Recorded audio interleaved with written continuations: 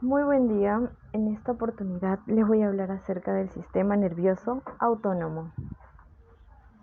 Antes recordar que el sistema nervioso se divide en dos ramas importantes: el sistema nervioso central y el sistema nervioso periférico.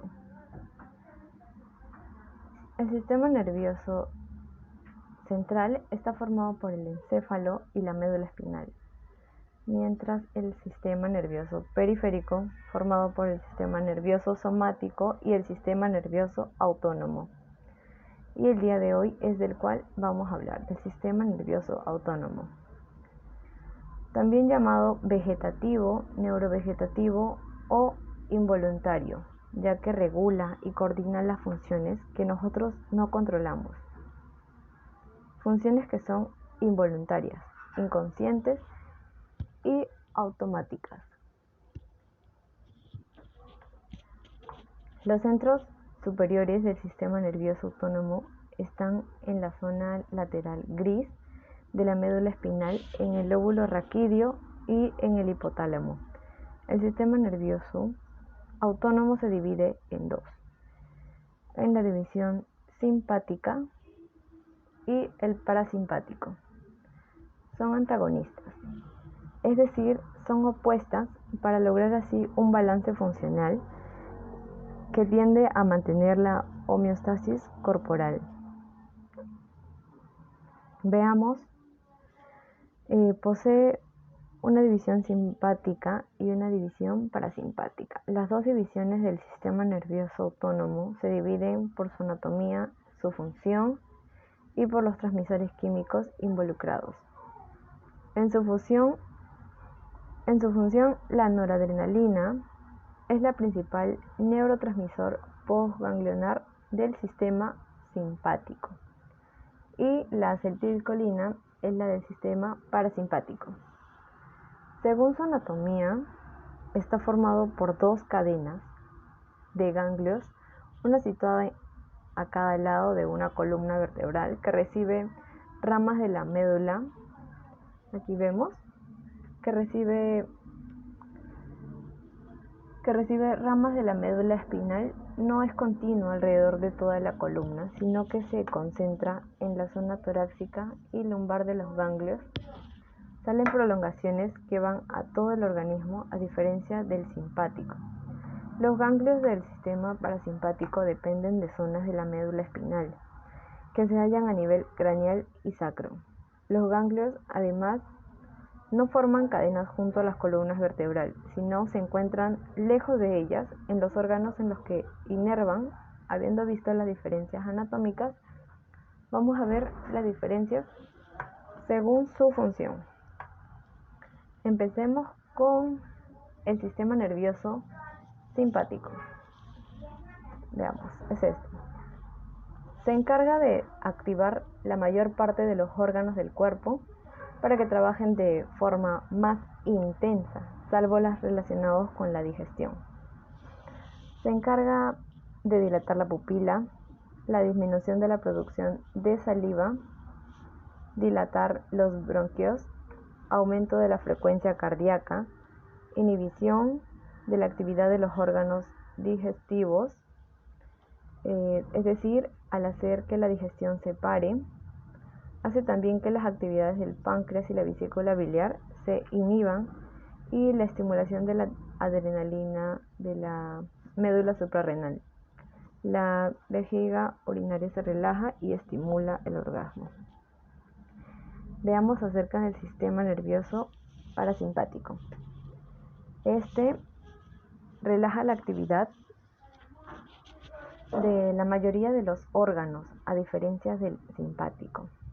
Este relaja menos los relacionados con la digestión. Empecemos con la contracción de la pupila, que es lo contrario a la dilatación. El incremento de la producción de saliva, la reducción de la frecuencia cardíaca, la contracción de los bronquios, la estimulación de la actividad de los órganos digestivos, estimula la actividad del páncreas, estimula la vesícula biliar, contrae la vejiga urinaria y estimula la erección. Viendo sus características, vemos que hacen lo opuesto al otro, pero muy importante, casi todos los órganos están inervados por ambos sistemas nerviosos, simpático y parasimpático. Pero hay excepciones,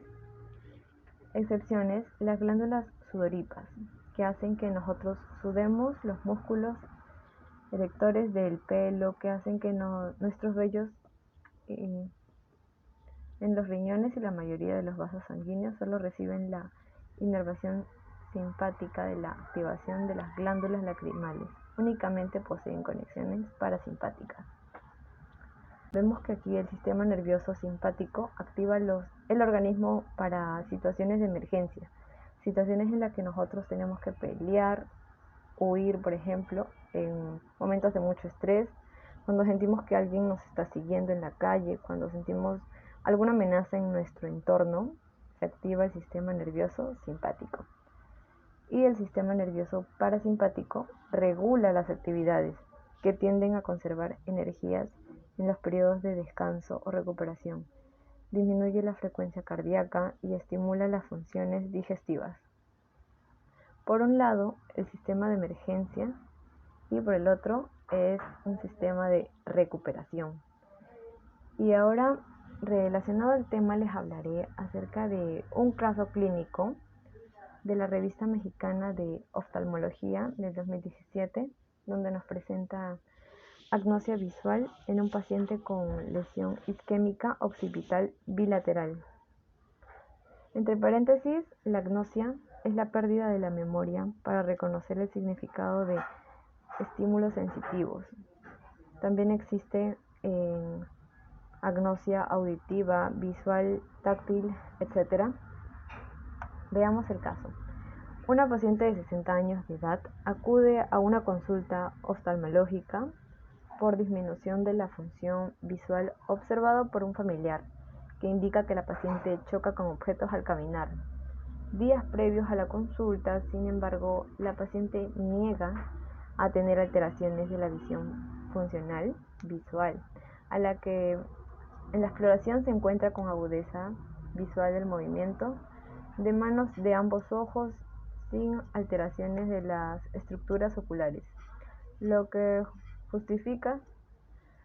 Se recomienda una nueva valoración de 24 horas y se solicitan estudios complementarios. Sin embargo, la paciente acude una semana después, ya con menor capacidad visual, cuenta en ambos ojos y con campos visuales manuales, los cuales muestran hemiagnosia homónima izquierda y reducción de 30 grados periféricos temporales en el ojo derecho y en 10 grados periféricos nasales en el ojo izquierdo, de conservación parcial de un punto de fijación y resonancia magnética del cráneo que nuestra lesión isquémica occipitotemporal derecha. Con isquemia de pequeño vaso occipital bilateral se indica un tratamiento a cargo de neurooftalmología. Se entregó diagnóstico de anodognosia visual, que es conocido como el síndrome de Anton, donde se evidencia la pérdida de la agudeza visual. Sin embargo, el paciente refiere que puede ver todos los objetos. Como podemos ver acá en nuestro cerebro, está asociado al daño isquémico occipital, que viene a ser esta parte, occipital bilateral, con memoria paulatina de su función visual, que probablemente con probable repercusión del sistema nervioso central. Y bien, eso sería todo. Muchas gracias.